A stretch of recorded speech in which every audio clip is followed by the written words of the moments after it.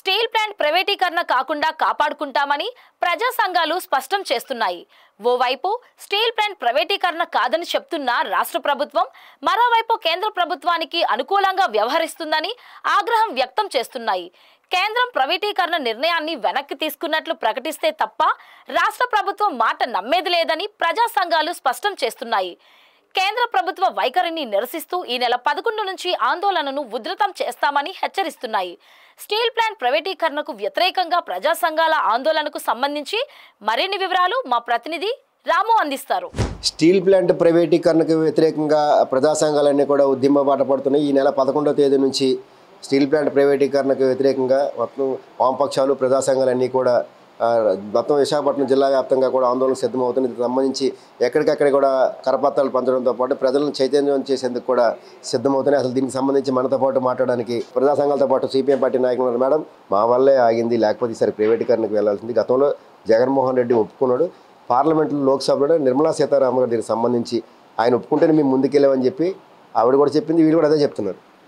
గత 4.5 సంవత్సరాల నుంచి స్టీల్ ప్లాంట్ ప్రైవేటీకరణకు వ్యతిరేకంగా ఇక్కడున్న విశాఖ ప్రజలు కానీ, ఉత్తరాంధ్ర ప్రజలు కానీ, ఆంధ్ర ప్రజలు కానీ, అలాగే స్టీల్ ప్లాంట్లో ఉన్న కార్మికులు అందరూ కూడా పెద్ద ఎత్తున పోరాటం చేయబట్టికే సాహసం చేయటం లేదు. డైరెక్ట్గా ప్రైవేటీకరణ చేయడానికి సాహసం చేయట్లేదు అని అంటే అది మా పోరాట ఫలితం అని చెప్పేసి మేము చాలా గొప్పగా చెప్తున్నాం. అయితే చాప కింద నీరులాగా ఈరోజు డిపార్ట్మెంట్లో ఉన్న పనులన్నిటిని కూడా ఇంప్రెషన్ ఆఫ్ ఇంట్రెస్ట్ అనే పేరుతోటి ఈరోజు పనులన్నీ కూడా ప్రైవేటీకరణ చేసేదానికి సిద్ధమవుతున్నాయి. ఈరోజు కేంద్రంలో ఉన్న బీజేపీ ప్రభుత్వం పెద్ద కుట్ర చేస్తుంది. అయినప్పటికీ కూడా రాష్ట్రంలో ఉన్న తెలుగుదేశం కానీ, జనసేన కానీ, వైఎస్ఆర్సీపీ కానీ ఏమాత్రం కూడా మాట్లాడడం లేదు. మాట్లాడకుండా ప్రైవేటీకరణ విధానాలని స్పీడ్గా అమలు చేసే పద్ధతులను చేస్తూ ఉన్నారు. చూస్తూ ఊరుకునేది లేదు అని చెప్పేసి ఈరోజు స్టీల్ ప్లాంట్ని అంత ఈజీగా ప్రైవేటీకరణ చేస్తామని చెప్పేసి అంటే మాత్రం మీ ఆటలు సాగు అని చెప్పేసి ఈరోజు విశాఖ ప్రజానికం తెలియజేయ అనుకున్నారు. ఎందుకంటే ఈరోజు విశాఖ స్టీల్ ప్లాంట్ అనేది ఒక చారిత్రాత్మక పోరాటం చేసి 32 మంది బలిదానంతో చేసిన స్టీల్ ప్లాంట్ని ఈరోజు విశాఖపట్నం స్టీల్ ప్లాంట్ అనేది భారతదేశంలోనే ఉన్న స్టీల్ ప్లాంట్లన్నిటికంటే కూడా ఒక నాణ్యమైన ఉక్కును తయారు చేసి ఎగుమతి చేసే దాంట్లో కూడా ఒక ప్రధానమైన పాత్ర పోషిస్తూ ఉంది. అలాంటి నాణ్యమైన ఉక్కును తయారు చేసిన స్టీల్ ప్లాంట్ ఇక్కడ శక్తి సామర్థ్యాలు కలిగిన కార్మికులు ఉన్న స్టీల్ ప్లాంట్ని ఈరోజు కాపాడుకోవాల్సిన అవసరం అనేది ఉంది. ఈరోజు బీజేపీ ఒక పెద్ద కుట్ర చేస్తుంది. ఈ కుట్రని కనుక ఇక్కడున్న తెలుగుదేశం, జనసేన కనుక అడ్డుకోకపోతే మాత్రం ఈ పార్టీలు కూడా నష్టపోతాయని చెప్పేసి ఈ సందర్భంగా మేము తెలియజేస్తూ రేపు 11వ తేదీన పెద్ద ఎత్తున బహిరంగ సభ సిపిఎం పార్టీ ఆధ్వర్యంలో నిర్వహిస్తామని చెప్పేసి తెలియజేస్తున్నాం. ప్రైవేటీకరణ లేదు కాబట్టి సెంట్రల్ గవర్నమెంట్ నిధులు కూడా రిలీజ్ చేసింది. కావాలని వైసీపీ పార్టీ మిగతా వాళ్ళంతా కూడా అనవసర రాద్ధాంత ప్రసారం చేస్తున్నారనేది కూటమి పార్టీల ఆరోపణ. ఈరోజు కాంట్రాక్ట్ కార్మికుల్ని తగ్గించి 5,000 మందిని తీసేసి ఒరిస్సా నుండి, బీహార్ నుండి, జార్ఖండ్ నుండి తీసుకొచ్చి చేస్తున్నారంటే ఆర్సీఎంఎట్లో 20,000 ఉద్యోగాలు వస్తాయని ఒక పక్కన చంద్రబాబు నాయుడు చెప్పి ఇక్కడ స్టీల్ ప్లాంట్లో ఎందుకు జనాలు తగ్గిస్తున్నారు మనం ఆలోచించవలసింది ఒకటి. రెండోది ఏంటంటే మేమే స్టీల్ ప్లాంట్ని కాపాడుతున్నాం అని చెప్తున్నారు. 46 విభాగాల్ని ఎందుకు నువ్వు ప్రైవేట్ వాళ్ళకి ఇస్తున్నావు అది చెప్పాలి కదా. స్టీల్ ప్లాంట్ని కాపాడుతున్నాం అనుకుంటేప్పుడు సొంత గనులు వచ్చేటట్టు ఇక్కడున్న ఎంపీ భరత్ కష్టపడాలి. ఇక్కడున్న ఎమ్మెల్యేలు కానీ, ముఖ్యమంత్రి గారు కానీ, పవన్ కళ్యాణ్ గారు ఒక్క ఎంపీ ఉంటే చాలు, నేను మొత్తం పార్లమెంట్లోనే గజగజలాడిస్తానని చెప్పేసి విశాఖపట్నంలో చెప్పేసి వెళ్ళాడు. ఎక్కడ? కోన్మనపాలెంలో.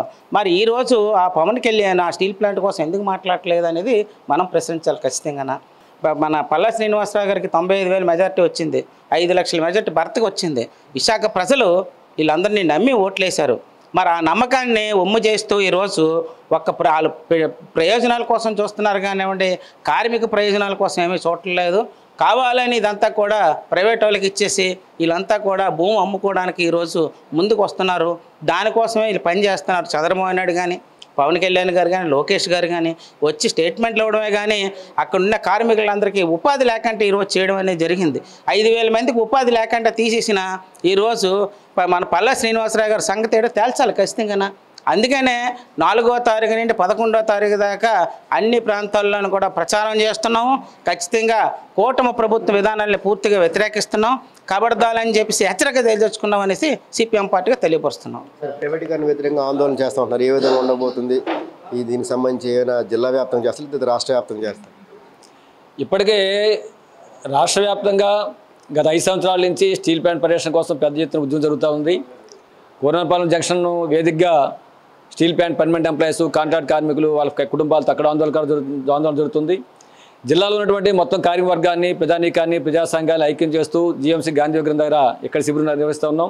దీంతోపాటు కేంద్ర ప్రభుత్వం తల కుట్రల్ని, ఆ కుట్రలకి ఒత్తాస పలుకుతున్నటువంటి టీడీపీ, జనసేన, బీజేపీ కూటమి తాలూకా ఒత్తాసని ప్రధానికి ముందు ఎండగట్టే దానికోసం ఈ రూపంలో కార్యక్రమం చేస్తున్నాం.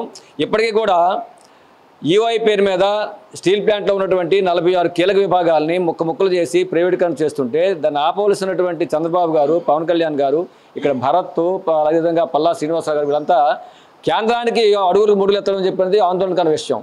రాష్ట్ర ప్రయోజనాలకు కానీ, విశాఖపట్నం ప్రయోజనాలకు కానీ పూర్తిగా నష్టం చేసినటువంటి చర్య. ఇది ఆపడం లేదు, పైగా ఒత్తాస పడుతున్నారు. ఇది మరింత ద్రోహపూరితమైన చర్య అది. అందుకని వాళ్ళు చెప్తున్నది ఏంటంటే వైజాగ్ స్టీల్ ప్లాంటు ఈ ఈఓఐ అని చెప్పినది ఇది స్టీల్ ప్లాంట్ని డెవలప్ చేయడం కోసం దీన్ని ఖర్చు తగ్గించుకోవడం చెప్పని చెప్తున్నారు.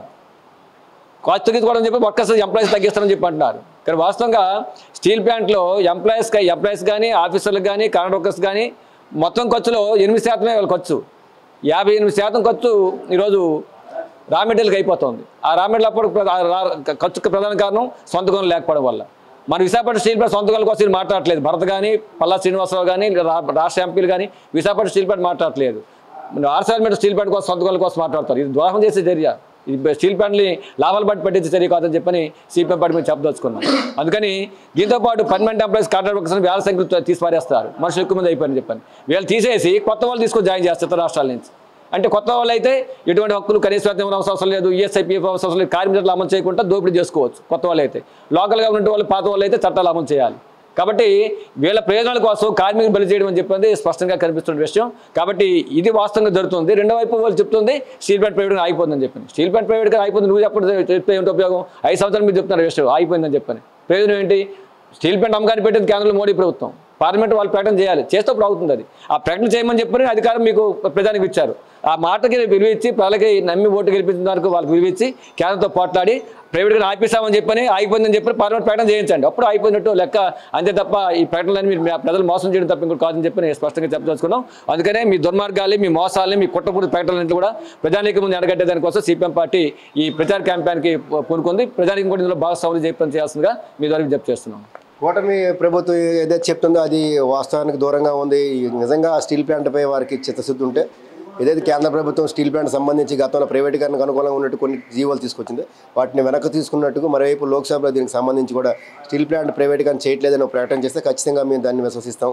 అంతవరకు కూడా కూటమి పార్టీ నాయకులు చేస్తున్న మాటలను మాకు నమ్మశక్యంగా లేవంటే కూడా వామపక్ష పార్టీలన్నీ కూడా మండిపడుతున్నాయి. దీనికి సంబంధించి నెల 11వ తేదీన మొత్తం ఎక్కడికక్కడే కూడా ఆందోళన కార్యక్రమాలు నిర్వహిస్తున్నట్టు కూడా హెచ్చరిస్తున్నారు. వీడియో జర్నలిస్ట్ సూర్యతోరాము, BBC ఆన్ టీవీ, విశాఖపట్నం.